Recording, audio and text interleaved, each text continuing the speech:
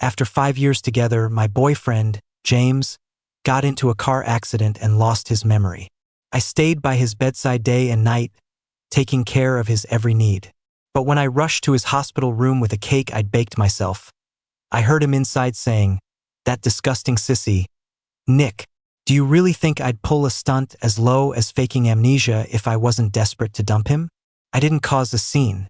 I didn't even make a sound. I just went straight home, packed my bags, and left. Later, James was on his knees outside my door in the pouring rain, begging me to take him back. But his biggest rival walked out of my bedroom, wrapped an arm around my waist, and said intimately, "Hey babe, is he part of our roleplay tonight?" The first snow of winter had just fallen on the city. I pulled my thick winter coat tighter, clutched the cake I had spent all afternoon baking, and jogged to the 4th floor of the inpatient wing. I was just about to open the door to his room when I heard James's voice, dripping with disgust. "That disgusting sissy. Nick, do you really think I'd pull a stunt as low as faking amnesia if I wasn't desperate to dump him?" The cold doorknob sent a jolt through my fingers, making my whole body go numb. My mind went blank, and I froze right where I stood. The name I was about to call out got stuck in my throat like a dull knife, scraping it raw. I couldn't get it out, and I couldn't swallow it down. Voices of other people in the room drifted out. "Come on, Nick's a minor celebrity now. He's been with you for 5 years, and while you've been in the hospital, he's personally made you 3 meals a day." "Exactly. I remember 6 months ago when you drank so much at a work thing you ended up with a bleeding stomach. Nick was the one who stayed up all night taking care of you. Are you really going to be that cruel?" Through the frosted glass, I could see James light a cigarette. From his annoyed tone, I could picture the frown on his handsome, cold face and the undisguised contempt. He's the one who insisted on waiting on me. I never asked him to. If it weren't for his tiny waist and long legs, you think I would have gotten with him in the first place? Without me, how could a nobody like him, some effeminate guy from the sticks, get so many roles without having to sleep his way to the top? He even had the nerve to ask if I wanted to go abroad and get married. Can you believe how ridiculous that is? It was just a fling, but he actually took it seriously. His buddy chuckled carelessly.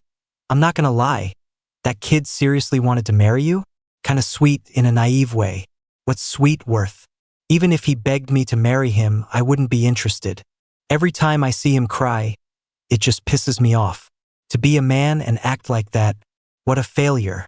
His contemptuous, mocking voice struck me like a bolt of lightning. Countless memories uncontrollably pieced themselves together in my head.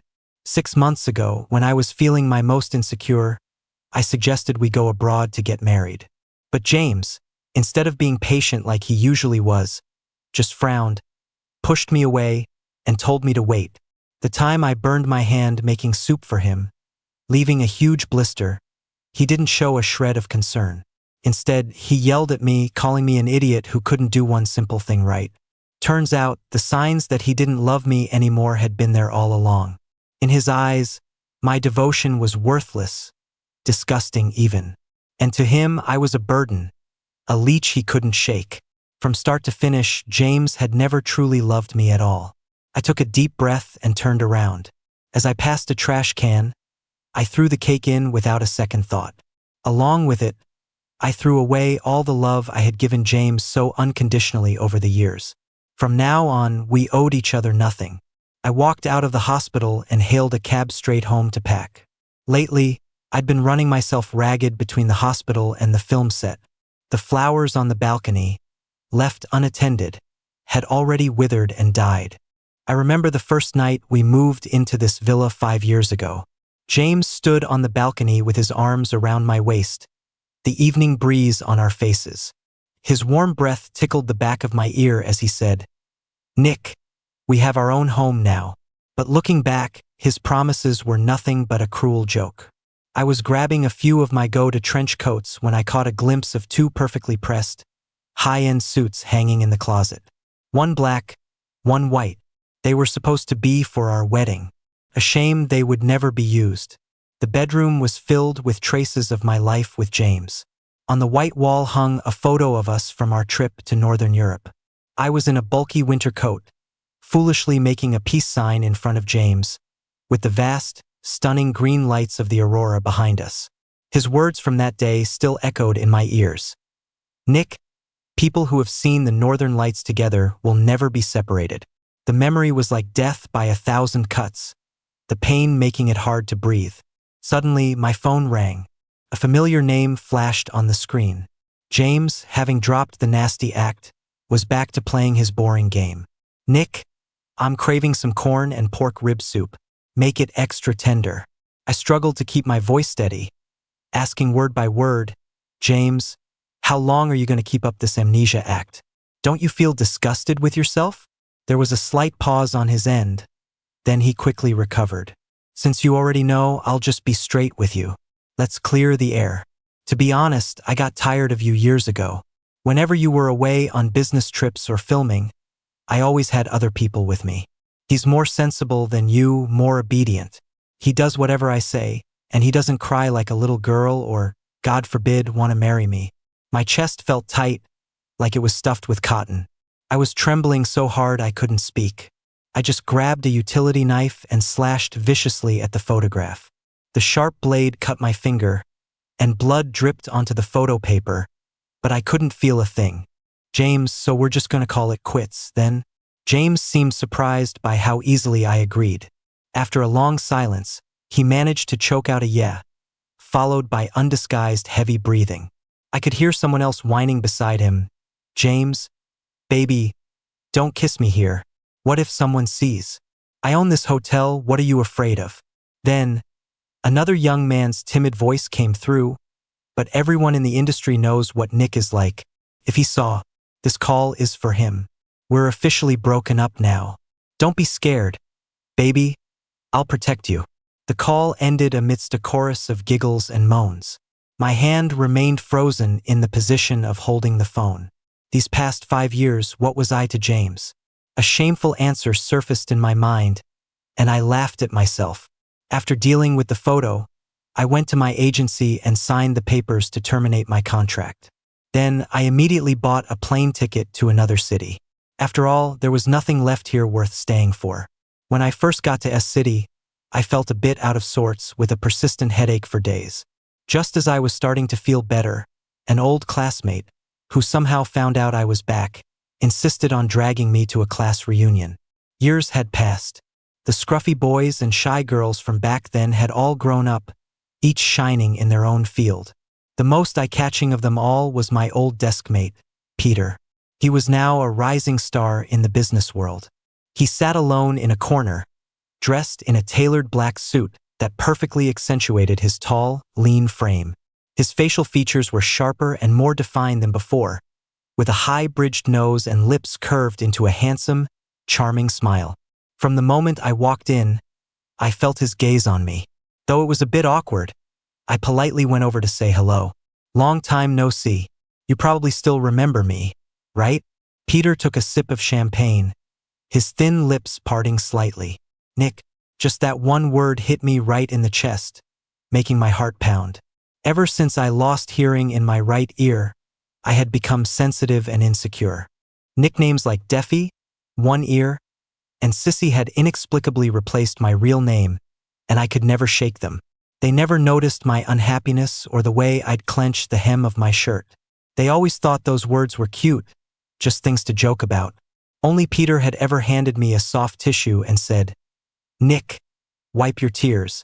If you don't like something, you have to say it out loud. The memory surfaced at the most inconvenient time. He was a quiet, reserved person, but he had genuinely brought warmth into my life. The reunion went on late into the night. After a dozen drinks, my rationality was completely gone.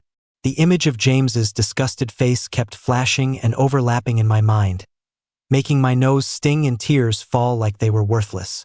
I excused myself, saying I wasn't feeling well, and stumbled to the restroom, leaning on the wall for support. Splashing some cold water on my face helped me sober up a bit. When I turned around, I ran right into Peter, who was leaning against the doorframe with his arms crossed. Want me to take you home? I shook my head. No need, I booked a room upstairs. As I tried to leave, my legs felt weak, and I almost collapsed. Luckily, Peter stepped forward just in time to catch me. Which room? I'll walk you up so you can rest. I cleared my throat and coughed a couple of times. 7605. Peter helped me into the elevator. The small, enclosed space felt incredibly awkward, and the heavy smell of alcohol from both of us was palpable. Peter spoke first, his voice still low and gentle, betraying no emotion. Nick, you still cry as much as ever. Liquid courage. My eyes burned, and I balled up my fist and gave his chest a light punch. Of course I'm going to cry after a breakup. You must think I'm disgusting. Are you taking me to my room just so you can humiliate me? Because I'm gay. I like men. The media had made sure everyone knew about it. And back in school, Peter had gotten into a huge fight over rumors that he and I were gay, sending the guy who started it all to the hospital. It's only natural for someone like him to hate gay people, right? After that, he went abroad to study, and I went back to being invisible. We never saw each other again. I thought our paths would never cross, but here we were, years later, reunited at a class reunion. Except now, we were worlds apart. I was an infamous D-list actor, and he was a dazzling golden boy. I shrugged, pulling my arm out of his grasp. Do whatever you want. I'm Nick, a total mess. I'm used to it by now. Peter didn't get angry or talk back. He followed me out of the elevator and stopped at my hotel room door. Mr. Booth, you've brought me to my door. Thank you. I tried to close it, but Peter blocked it with his arm. Maybe it was an illusion brought on by the alcohol, but his dark, downcast eyes seemed to hold a turbulent, bottomless depth. Not going to invite me in to catch up? I stood there, staring at him. The years hadn't left much of a mark on his face, just added a layer of maturity and composure that made him seem even more distinguished. Like a perfect, unattainable flower on a high mountain, someone I could never reach or deserve. His words actually made me laugh, a bitter, forced curve of my lips. Mr. Booth, I'm gay.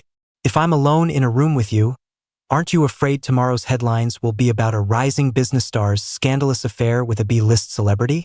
Do you know what they say about me online?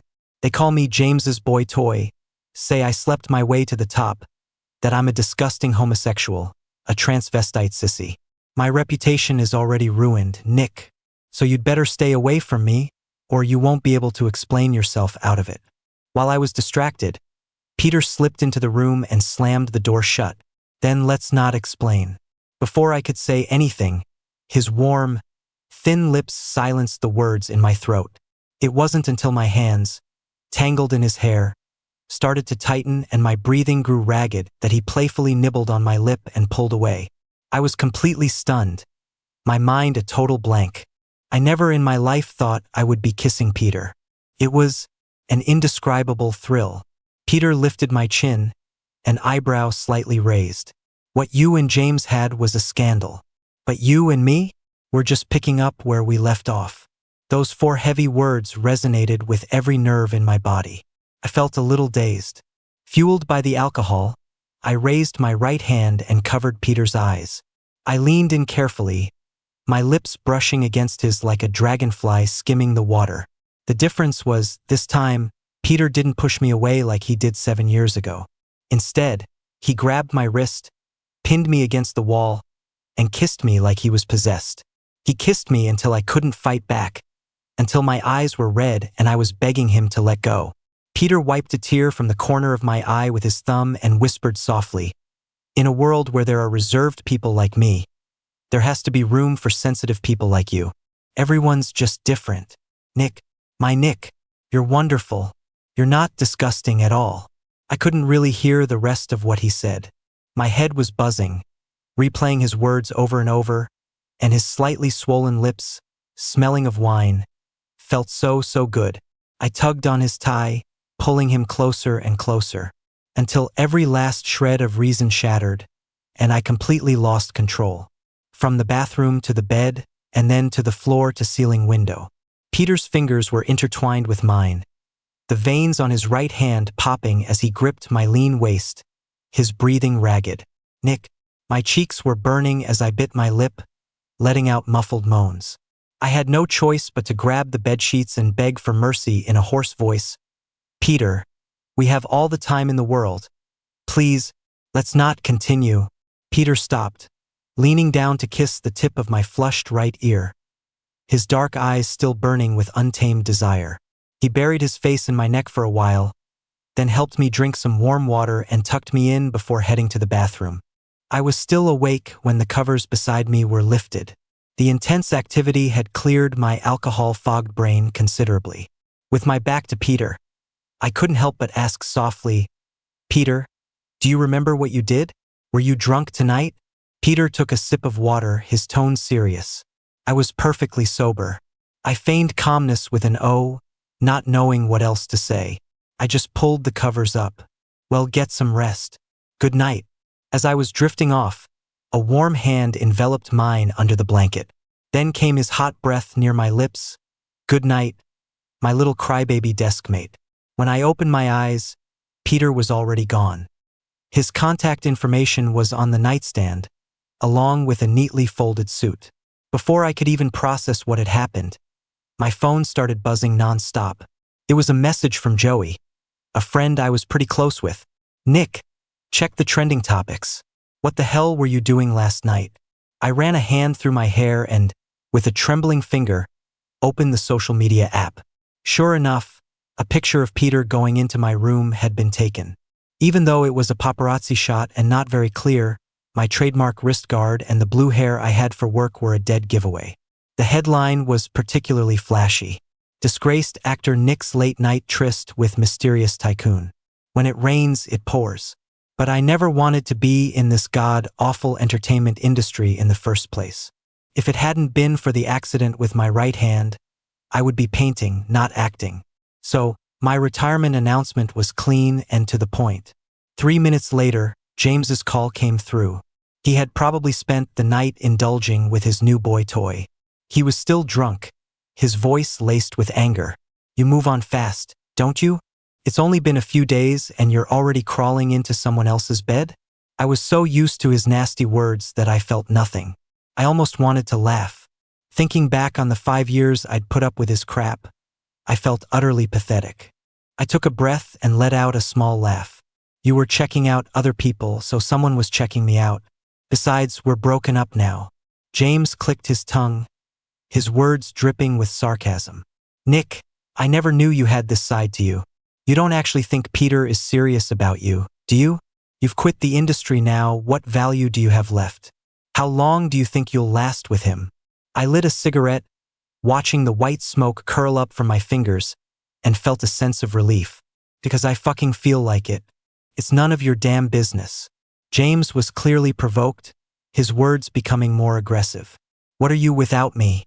Who would ever genuinely like an idiot like you? You really think you're some hotshot, huh? Peter's just playing you." But he wasn't alone. I could hear the same voice from last night.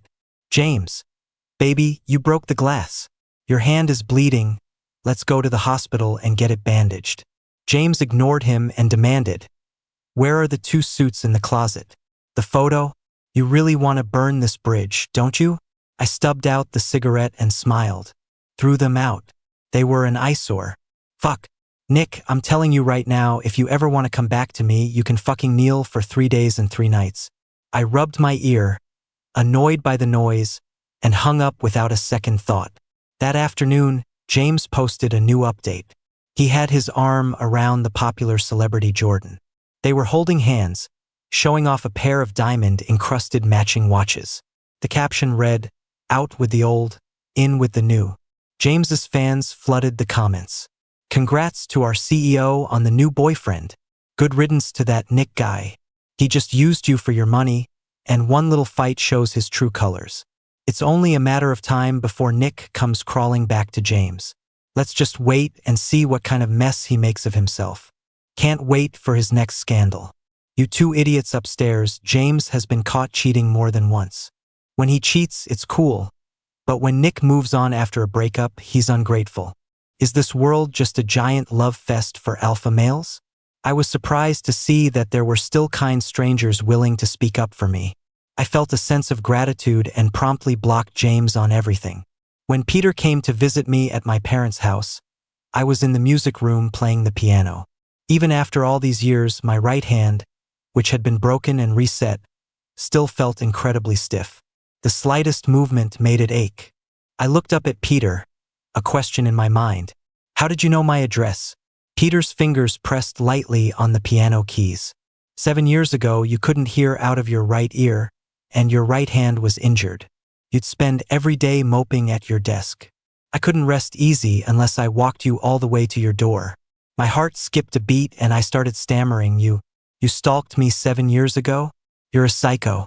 Peter suddenly pulled me into his arms. His grip so tight it felt like he wanted to merge me into his body. If I could go back 7 years, I would have stayed by your side and protected you every single second. His words made no sense, leaving me completely bewildered. I wanted to ask him what he meant, but just then, the door opened from the outside. My mom walked in with a fruit platter, her eyes meeting mine. A flicker of surprise crossed her face, and she barely managed to suppress a smile. Carry on. I pushed Peter away and clumsily smoothed down my pajamas. People are like that.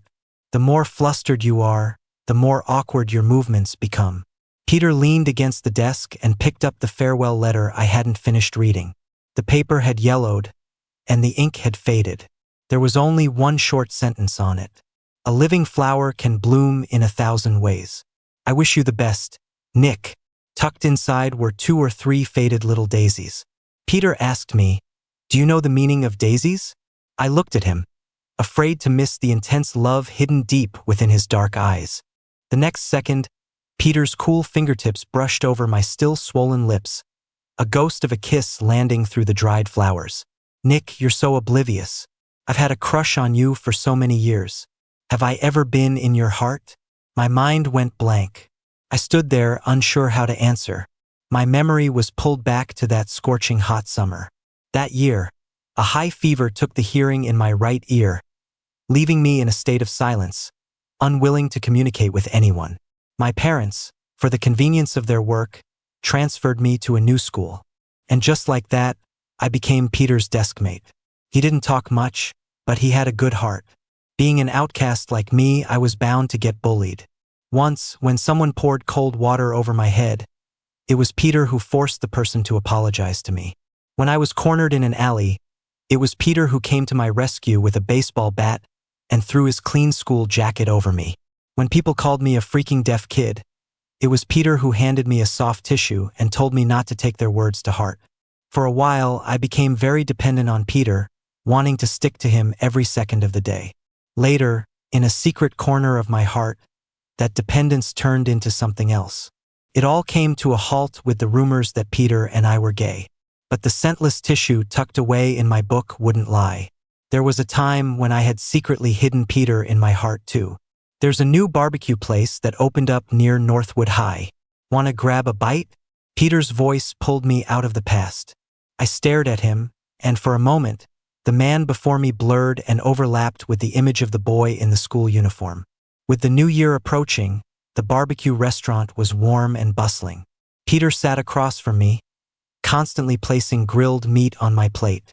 There are some things I want to clear up today. I toyed with my empty little wine glass and nodded numbly. Leaving without saying goodbye back then wasn't my choice. Going abroad to study wasn't my idea either. I was forced. Peter's figure started to blur. I listened intently, casually pouring myself another glass of strong liquor and downing it. Alcohol is a wonderful thing. Drink enough and your mouth starts chasing your brain. The question that had been bugging me slipped out. Back then, when you heard the rumors about us being gay, did you hate my guts? Peter froze. Then, he raised an eyebrow and a smile played on his lips. No wonder you were so harsh when you first saw me. It was all a misunderstanding. He reached out and ruffled my soft blue hair, a hint of helplessness in his gesture. I hit that guy because he was saying nasty things about you, not because of some rumor about us. Nick, you're a really, really good person. I hastily stuffed a couple of pieces of barbecue into my mouth, trying to hide my racing heart and flushed cheeks. My mind was still reeling even after we left the restaurant. Inside the cramped, enclosed car, the temperature steadily rose. Peter's words kept tempting every nerve in my body. Nick, wanna come over to my place? As my reason and desire wrestled, I pathetically nodded my head. One thing led to another, and we went from talking on the living room sofa all the way to the bathroom. Peter's black suit seemed to be the key that unlocked his desires. Once it came off, he transformed from a lofty, unattainable flower into a sophisticated beast. His tie ended up wrapped around my pale wrists. Peter lightly kissed the small mole on my nose. "Nick, you still haven't told me if I'm in your heart. Do you love me?" A current shot through my entire body, straight to my brain. I bit down hard on my lower lip, almost letting a soft moan escape. Not getting a satisfactory answer, Peter, unwilling to give up, wrapped his arms around my waist and moved more forcefully. "Nick, have you thought it through?" My tear-prone nature acted up again. Fat tears streamed down onto the pillow. "I love you. I love you so much. The 7 years we missed were just too painful." The news of me and Peter, the heir to the Goo Corporation, officially being together shot to the top of the trending charts. In the photo Peter posted, I was wearing a white suit and he was in a black one, obviously a custom-made matching set. The first person to lose his cool was, naturally, James. He was on set with Jordan at the time and completely lost it. He smashed his phone, his tablet, anything he could get his hands on. Not a single crew member dared to go near him to try and calm him down. Even the director didn't dare to offend his financial backer, and could only ask meekly, "Mr. Shang, please calm down. There are cameras everywhere. Could you please tone it down a bit? What's wrong?" James's eyes were bloodshot. He punched the wall in anger, his knuckles dripping with blood. Nick slept with someone else. He's really crossed the line. Everyone on set was stunned. Jordan was smart enough not to get involved. They, including me, never expected James to lose control like this. Everyone in the industry knew James and I had been together for 5 years. We attended all sorts of parties and important events together. We even had a group of fans who shipped us.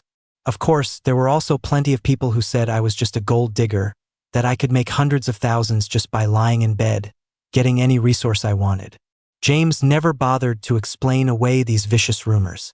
Thinking back now, his love probably never meant much to him in the first place. Otherwise, who would tolerate people slandering the person they love? So this whole drama now was probably just him putting on a show of devotion for me to see. I felt nothing as I closed the video James's friend had sent me. But then, a voice call popped up on my screen. His friend sounded frantic, stumbling over his words. "Nick, you saw the video, right? James is really pissed this time. He was just messing with you. He's been drinking himself into a bleeding stomach these past few days. We can't stop him. Please come back and talk to him. We got all your stuff back for you. Just stop messing around." I couldn't help but laugh. First of all, I'm not that desperate. Second, I'm not a doctor. If his stomach is bleeding, he should go to the hospital. Finally, please tell James that since he loves faking amnesia so much, he should just commit to it and forget me completely. Suddenly, I heard the sound of things crashing and breaking on the other end of the line. Then came James's unrestrained roar of fury. "Nick, you'll fucking regret this one day. Get out. All of you, get the fuck out. The one who is favored is always fearless." He still thought that, with a few empty threats, I would come dragging my suitcase back to the villa. But now I just felt annoyed. James was rotten to the core. He didn't deserve my love.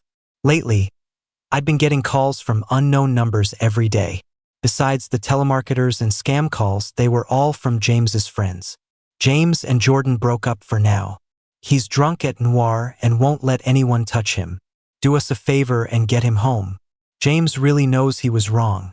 Last night at the hospital, he was calling your name even under general anesthesia. Come on, Nick, let's stop this fight. I let out a cold laugh and marked all their numbers as spam. But I never expected James to be so impatient. On my way back from a date with Peter, I ran into him in the small alley I had to pass to get home. He was leaning against his Bentley, smoking. When he saw me walking over, he covered his mouth and coughed a few times, awkwardly stubbing out his cigarette. I've had some time to think these past few days. It was my fault. Let's stop fighting. Come back with me. I stared at him coldly, not moving. The words he'd said in the hospital room echoed in my ears. My former lover, who had belittled me to the point of being worthless, was now, after losing me, turning it around and telling me to stop fighting with him. What kind of logic was that? It was utterly ridiculous. James got anxious and took a few steps forward, trying to take my hand. In the past, I would have smiled and placed my hand in his. This time, I pulled away from his touch. Dirty. James frowned. Nick, what did you say? I glared at him fiercely. James, you're so dirty. Out with the old, in with the new. You've got a new lover, but you're still hung up on your ex. You're pathetic. Does Jordan know you're here trying to get me back?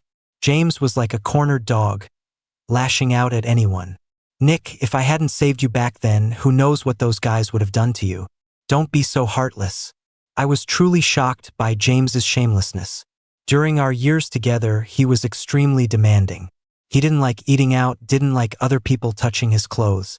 I had to cook for him after a long day at the film set, even driving over 60 kilometers to a food court to wait in line for his favorite dessert. I would stay up, eyes barely open, to iron his suits for the next day. I tried so hard to be the perfect lover, but all I got in return was James's repeated betrayals and abandonments. One day he's having dinner and coffee with a young celebrity, the next he's taking a hostess from a club shopping, and the day after he's spending a fortune on his rumored fling. But every time I tried to break up with him, he would bring up the time he saved me, playing the victim card relentlessly. I was sick of hearing it. Stop your crazy act and get lost. I didn't want to get tangled up with him, so I tried to walk around him. But James suddenly grabbed my arm and tried to drag me into his car. I stumbled, and the mental defenses I had rebuilt completely crumbled. I raised my hand and slapped him twice, hard. James, have you been reading too many trashy romance novels? No one is going to wait for you forever. James's cheeks turned red almost instantly. He poked the inside of his cheek with his tongue, his voice turning cold. Do you have any idea who Peter is? He's my business rival. He's only with you for a reason. Don't you get it? I tilted my head, a smile spreading across my lips. I don't care. As long as you're unhappy, I'm happy. A look of disbelief crossed James's face. Nick, have I been spoiling you all these years? Have you forgotten your place? Just as his fist was about to hit my face, Peter appeared out of nowhere, grabbed him by the collar and pulled him off me. James lost his balance and stumbled to the ground, his eyes filled with rage. Peter, why the fuck are you always against me? Nick is a liar. He's only with you to piss me off. Peter calmly brushed off his clothes and looked down at him. If it's to get back at you, then I'm more than willing to play along. Nick, you go on ahead. I'll handle this. Still shaken, I mumbled an okay and turned to walk down the alley. But I didn't go home. I stood in the shadow of a streetlight, waiting for him. I saw him take off his trench coat, roll up his shirt sleeves, and start punching James's handsome, arrogant face with a frenzy. James, holding a favor over someone's head isn't love. James was clearly no match for him. He was beaten so badly he couldn't get up, lying on the road, his chest heaving. Besides, no one knows better than you how Nick's hand got messed up. Haven't you felt any guilt all these years? Hearing Peter say that, I frowned. My right hand was injured when I stepped in to save a little girl and was later beaten up by thugs in retaliation. Was there more to the story? Peter took a deep breath, lifted his black leather shoe, and stomped on James's hand, grinding it with all his might. Does it hurt? This isn't even a tenth of the pain Nick felt when his wrist was broken. You piece of scum. You ruined the brilliant life Nick was supposed to have, and you still have the nerve to ask him to come back to you? James slowly pushed himself up, his face swollen and bruised. He spat out a mouthful of blood, wincing in pain with every word. How was I supposed to know those thugs would be so brutal?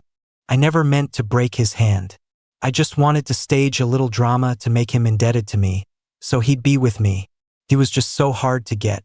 Still not satisfied, Peter grabbed his tie and delivered several hard punches to his stomach until he was doubled over. You have no idea how hard Nick worked, getting up early and staying up late, working at a food stall to save up for tuition. All you had to do was flash some cash, bribe a few thugs, and you could destroy everything he had worked for. And you still have the nerve to keep pestering him? You really deserve to die. I covered my ears, unable to listen anymore. The person who had destroyed everything for me, was James all along.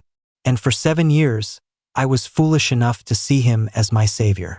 After dealing with James, Peter stood at the mouth of the alley, meticulously wiping the dust and specks of blood from his clothes. After a long moment, I stepped out from under the streetlight. The moment our eyes met, he clearly froze. Once he registered it was me, Peter strode toward me and pulled me into a fierce hug, as if trying to merge me into his very bones. His voice, however, softened considerably. "Nick, I'm so sorry. I found out about this after I came back. I was afraid telling you would just hurt you all over again, so I chose to keep it a secret." Peter's eyes were slightly red. He cupped my face and messy, heavy kisses on my lips. "Forgive my selfishness, but I really couldn't bear to see you sad." His palms felt exceptionally warm in the cold winter night. It was just the smell of blood on his knuckles that was unpleasant. I bit my lip hard, forcing the tears back, and squeezed out a smile. "You're holding me too tight. You're squishing my face." Peter, losing his usual composure, became flustered, unsure whether to hug me or hold my hand. The biting wind felt like a knife on my cheeks. I buried my head in Peter's chest, the clean, woody scent filling my nose. It was a nice smell. "Peter, thank you." After that incident, James became even more like a piece of gum stuck to my shoe. Every morning, he would be waiting at my doorstep, rain or shine, hell-bent on getting back together. I glanced at James, who was kneeling at the door, soaking wet. "Is there any point to this self-pitying act? Give it up. I will never forgive you in this lifetime." James said nothing, just lowered his head even further. Was he really sorry? It was nothing more than his possessiveness acting up. Just as I was about to close the door, Peter walked out of the bedroom, wrapped an arm around my waist, and shook his head helplessly. "Babe, is he part of our role play tonight?" I shrugged and sighed. "If the kid wants to kneel here, let him kneel. I'm tired. Let's go back to sleep." His buddy chuckled carelessly. "I'm not gonna lie. That kid seriously wanted to marry you? Kinda sweet in a naive way." I'm new. The eyes that were usually filled with contempt were now full of sorrow. But I just found it incredibly annoying. "Get lost. Stop being disgusting." James looked back almost every 3 steps he took. The Bentley sat parked downstairs for over half an hour before finally driving away. 2 months later, James's company ran into problems due to outside competition, which spiraled into an unmanageable crisis, and it collapsed.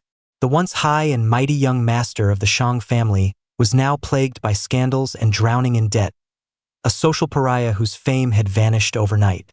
I knew this was most likely Peter's doing. In the past, I would have felt sorry for James. But now I just felt an immense sense of satisfaction. He had brought it all on himself. After closing our last business deal of the year, Peter and I walked out of the hotel.